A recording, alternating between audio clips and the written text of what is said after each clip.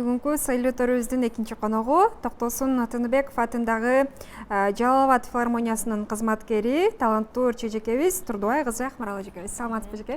Кош келиңиз. Рахмат, кандайсыз? Таңкы маанайыңыз кандай? Өзүңүз кандайсыз? Кандай келип алдыңыз дейин десек, негизинен эле азыр Кортогуш шаарында экенсиз. Ооба. Саламатсыздарбы? Бардыгыңыздарга кутман таң. Ошто болуп атабыз. 3-4 күн болуп калды. 16-сы келгенбиз. Биздин Кыргыз Республикасынын эмгек сиңирген артисти, белгилүү устатыбыз Абдулда Иманкулов менен учурда концерт коюп жүрөбүз. Ош драма театрында болуп жатат. Жакшы юбилейлик концерт болуп атат. Ошонун негизинде келип калдым. Анан сиздерге дагы учурап кетейин. Эфирге чыкпаганыбызга дагы бир топ убакыт болуп калыптыр. Ошого келип калдым. Көрүп турганыбызга кубанычтабыз. Албетте сиз менен бүгүн дагы сонун бир маек болот деп ишеничибиз чоң. Рахмат. Негизинен эле эми чыгармачыл инсандар келгенде биринчи эле сурообуз негизинен ушундай болот. Чыгармачылыгыңызда кандай жаңылыктар дегендей. Рахмат. Эмне кеп болууда, Биз эми ошонун үстүндө иштегендиктен буюрса жакшы пландар бар негизи. Буга чейин дагы келгенмин. 1 жыл болуп калды окшойт. Эфирге келгенде айттым эле, буюрса тушоо кестүү концертимди берсемби Жалал Абад жергесинде деп план кылып атабыз дегенмин. Бирок ага негизи адам моралдык жана психологиялык жактан даяр болуш керек экен да. Анан өзүмдү ага даяр эмес сезип, быйылкы жылкыга жылып кетти. Буюрса сентябрь, октябрь айларына план кылсакпы деп жатабыз. Жана жаңы чыгармалардын үстүндө иштеп, жаңы клиптердин үстүндө иштеп атабыз. Буюрса мына концерттерди Бишкекке чейин коюп кетип атабыз. Региондорду кыдырабыз, Токтогул, Нарын, бардык областтарга барабыз. Буюрса ошол концерттер бүткөндөн кийин ушул жактан такшалып, кандай болот концерт, кандай сезимдер болот дегендей, ошону бир сыйра өзүмө сиңирип, көз жүгүртүп, анан буюрса ошол менин эң алдыңкы планым быйылкы жылда ушул концерт берсем деген жакшы ниетим бар. Кудайым буюрса берип калсам, сиздерди сөз чакырам. Эң сонун насип болсун дейли. Эми сизди дароо эле телекөрүүчүлөр деле күтүп атат болуш керек. Жакшы бир чыгарманы чертип ырдап берсеңиз дегендей. Албетте жакшы болот. Негизи комузум дайыма менен чогуу жүрөт, кайсыл жакта болбосун. Жалпы бизди көрүп жаткан көрүүчүлөргө жана ошондой эле биздин Токтосун Атынбеков атындагы филармониядагы биздин устатыбыз Мөлмөл фольклордук этнографиялык оркестринин көркөм жетекчиси менин агайым Анарбай Райымканов агайыбыздын Сезген жоксуң деген чыгармасын аткарып беребиз. Жакшы болот, келиңиз.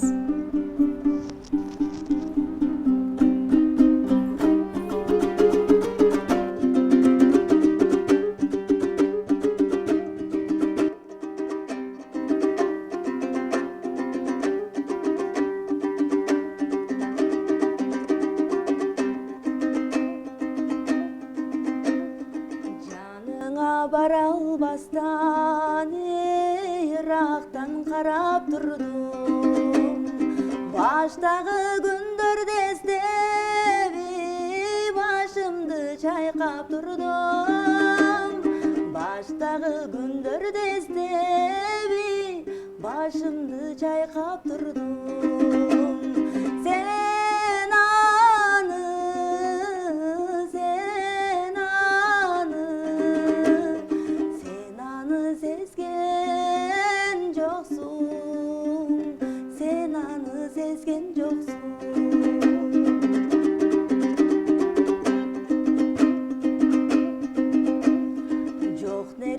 Табылгандай, жараттан арылгандай, жан дүйнөм балкып турду,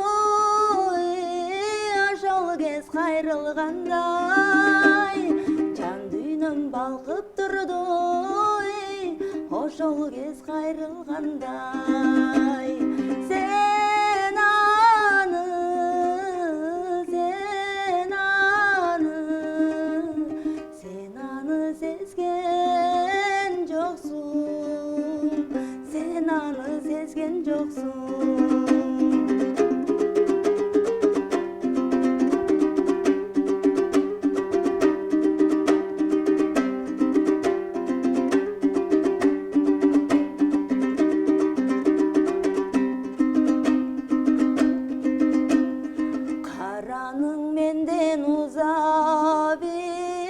жүрөктү чырмап тузап, артыңдан кала бердими арманда жүрөк сыздап, артыңдан кала бердими арманда жүрөк сыздап.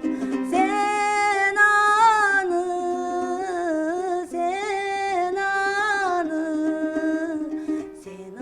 sezgen joksun, sen anı sezgen joksun, sen anı sezgen joksun.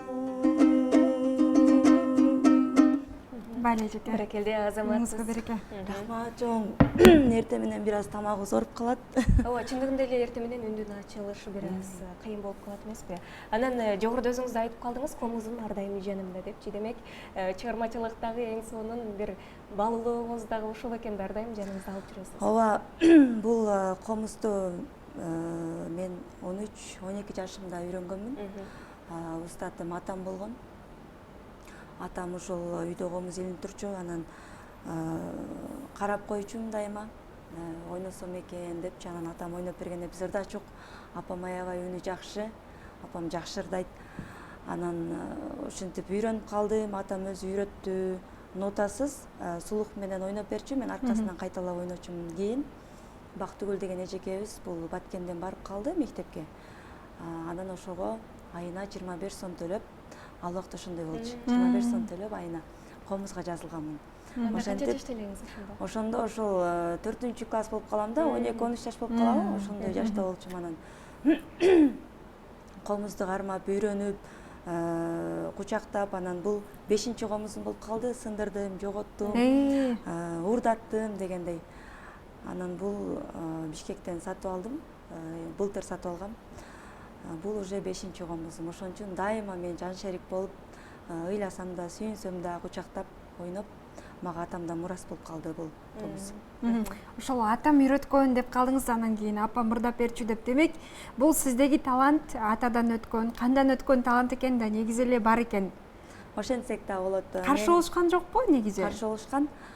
Биздин үй бүлөбүздө негизи эң чоң агам Максат деген акем бар. Акем аябай жакшы ойнойт, аккордеон ойнойт, комузду ойнойт, баардык инструменттерди ойнойт да. Бирок тармагы военный болуп кетти да. Андан кийинкилер деле жакшы ойноп, жакшы ырдашат, бирок эч бири бул тармакты, бул кесипти тандаган жок. Мен ошол тырышып, өжөрлүгүмдөн тарыхка өткөм, тарых факультетине өтүп, тест тапшырып, анан бирок барып өзүм билгендей кылып, музыкалык жака учукпастан тапшырып, анан даяр болуп келип калгам да. Анан окууга тапшыргандан кийин айла жок, анан окутушка мажбур болуп калышты. Анан эми ушул кесипти тандадым. Эми ушул тармакта кетүүгө башка аргам жок. Ушунун негизинде нан таап жейбиз деп, анан ушул тармакты өркүндөтүп, ушунун артынан чуркаганыма 4 жыл болуп калыптыр. 2019 катуу киришкем. Ага чейин ырдабачумун. Азыркы убакта негизинен ушул чыгармачылыкта жүргөнүңүзгө өкүнбөйсүз. Анткени дегенде чыгармачылыкта ар кандай кыйынчылыктар болот го. Мындай сахнада сулуу болуп ырдап жатса эле ушул артка жыргал деп ойлогон менен сахна артында деле көптөгөн кыйынчылыктар болот. Ошондой учурда бекер эле кылган экен, ошондой эле тарыхты эле тандап кетсем жакшы болмок экен деген ойлор болгонбу? Өкүнгөн эмесмин эч убакта. Бирок атам айтып атпайбы, каршы болгон өзү үйрөткөн. Бирок кийин каршы болуп топурагыңды түйүп берем, сен ошондон ары кетесиң, Бишкекке барсаң бир эми аркалыкты таап турмушка чыгып кетесиң деп атам ушинтип окубайсың деп каршы чыгып калды. Анан окунуп бүттүм, анан кийин кайсыга тапшырсам экен деп, анан атам тармагыңды уже өзгөрт деди. Каалаган тармакты танда, мен өзүм окутам сени, очный окутам деди. Анан ойлону эч таппай анан журналистика адистигин тандадым. Себеби эфирден чыгып камера менен иштөө бул өтө кыйын, билесиңер. Бул жакта абдан кайгылуу күндөр болуп турса дагы жаркырап жайнап күлүп чыкканга мажбур болосуң. Анан мындай ойлоп карасам, ырчылык тармакка журналистика тармагы бири-бирине окшош, жакыныраак да. Анан атам айтты, мен журналист болом дедим. Десем анан макул, эми ырчы болсоң болду, журналист болсоң журналист бол деп, анан ошол тармакты тандап окудум. окуп бүттүм. 2016-жылы журналистика адистигин бүттүм. Дипломду алдым. Бул жакта Ынтымак телеканалында 1 жыл иштедим. Биз Жалал Абадыбызда Сентябрь деген канал, ЖТР деген каналдар бар. Ошол жакта иштедим, бирок эч убакта өзүмдү мындай комфорт сезе албай койдум да. Эч өзүмдүн жумушумдай сезип сүйө албай койдум. Кайра эле анан кийин 2012-жылы ошондо филармонияга барганмын. Ошол менен кошо эле окуп иштеп жүрдүм да оркестрде. Анан эч ойлонуп таппай анан кайрадан айла жок анан жан дүйнөм тарта бергендиктен, музыкага жакын болгондуктан кайрадан филармонияга кетип калдым. Ошол менен журналистика адистиги калып кетти. Анан жогоруда айтып атпайсызбы, атам аябагандай каршы болду, топурагыңды түйүп берем дегенге чейин барды деп. Жана менде суроо жаралат да, анан атаңызды кантип көндүрүп алдыңыз? Үйдө эң кичүүсүмүн, үйдө биз 7 тууганбыз. Атам мени 50 жашында көргөн, апам 42 жашында көргөн. Анан аябай эрке чоңойгон, чындыгында.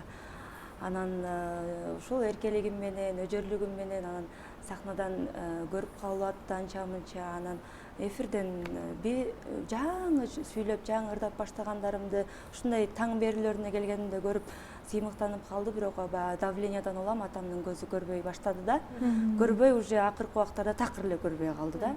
Тааныбай калды адамды. Анан ошол убакта менде наоборот атам угуп чыкса экен деп калды да, мени колдоп баштады.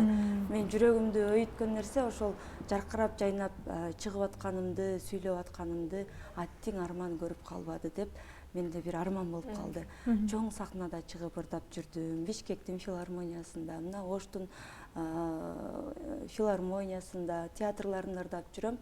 Ушундай эфирлерди, ушундай сахнада ырдап жүргөн учурларымды көрбөй калды. Мен үчүн арман болуп калды. Асмандан көрүп жүрөт деп ойлоп жүрөм азыр. Азыркы убакта эми сизден кийинки чыгарманы сураналычы. Азыр телекөрүүчүлөр дагы күтүп калган болушу керек. Анткени дегенде ар дайым комуз турганда эле жан дүйүндү ырдатпайсыңарбы деп сурана беришет. Албетте тамагым ооруп, баягы эле шылтоо кылып калабыз го, ырчылардын көбү ушинтип калат. Эртең менен биздин үнүбүз ачылбайт, анан мындай деп тамагым ооруп атканына кап этпейсиздер. Эми биздин жумушубуз ушул болгондуктан албетте чыгарма аткарып берейин. Мендеги ыйык махабат деген чыгарманы тартуу кылайын. Болгон күчүм менен аракет кылайын.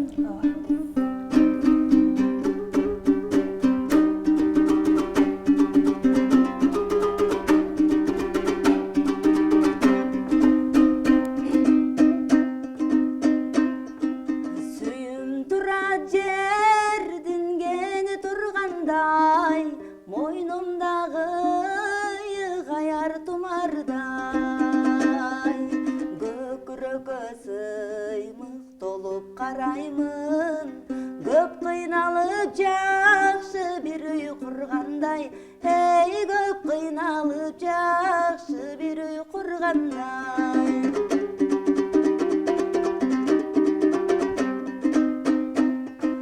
Сүйүм агат мелмилдеген сулардай, айбаттанат көлдө сүзгөн кулардай, таттуу сайрап ретип сезимди, таң алдында үн алышкан улардай, эй таң алдында үн алышкан улардай.